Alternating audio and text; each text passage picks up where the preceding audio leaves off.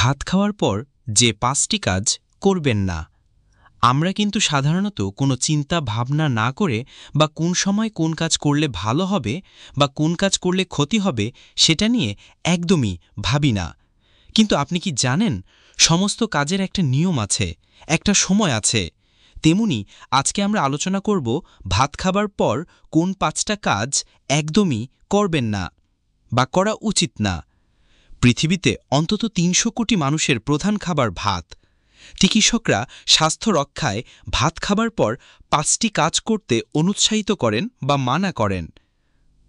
এখন সেগুলো নিয়ে আলোচনা করা হলো। ১.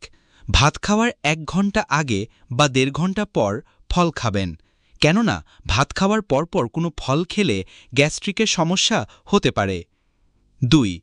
সারাদিনে অনেকগুলো সিগারেট খেলে যতখানি ক্ষতি হয়, ভাত খাবার পর একটি সিগারেট বা বিড়ি তার চেয়ে অনেক বেশি ক্ষতি করে, তাই ধূমপান করবেন না। ৩. চায়ের মধ্যে প্রচুর পরিমাণ টেনিক অ্যাসিড থাকে, যা খাদ্যের প্রোটিনের পরিমাণকে ১০০ গুণ বাড়িয়ে তোলে, ফলে খাবার হজম হতে স্বাভাবিকের চেয়ে অনেক বেশি সময় লাগে। তাই ভাত খাবার পর চা একদমই খাবেন না।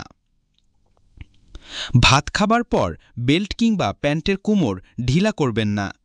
খাবার পরপরেই বেল্ট কিংবা প্যান্টের কোমর ঢিলা করলে অতি সহজেই ইন্টেস্টাইন থেকে রেকটাম পর্যন্ত খাদ্যনালীর নিম্নাংশ বেঁকে যেতে পারে, পেঁচিয়ে যেতে পারে বা ব্লকও হয়ে যেতে পারে। এই ধরনের সমস্যাকে ইন্টেস্টাইনাল অবস্ট্রাকশন বলা হয়। কেউ বেশি খেতে চাইলে আগে থেকেই কোমরের বাঁধন ঢিলা করে নিতে পারেন। ৫. গোসল করবেন না। ভাত খাবার পরপরই গোসল করলে শরীরে রক্ত সঞ্চালনের মাত্রা বেড়ে যায়, ফলে পাকস্থলীর চারপাশে রক্তের পরিমাণ কমে যেতে পারে, যা পরিপাকতন্ত্রকে দুর্বল করে ফেলবে, ফলে খাদ্য হজম হতে স্বাভাবিকের চেয়ে বেশি সময় লাগবে। আজকের ভিডিওতে আমি যেটা বোঝাতে চেয়েছি আপনি সেটা বুঝতে পেরেছেন। ভিডিওটা এখানেই শেষ করছি। আল্লাহ হাফেজ।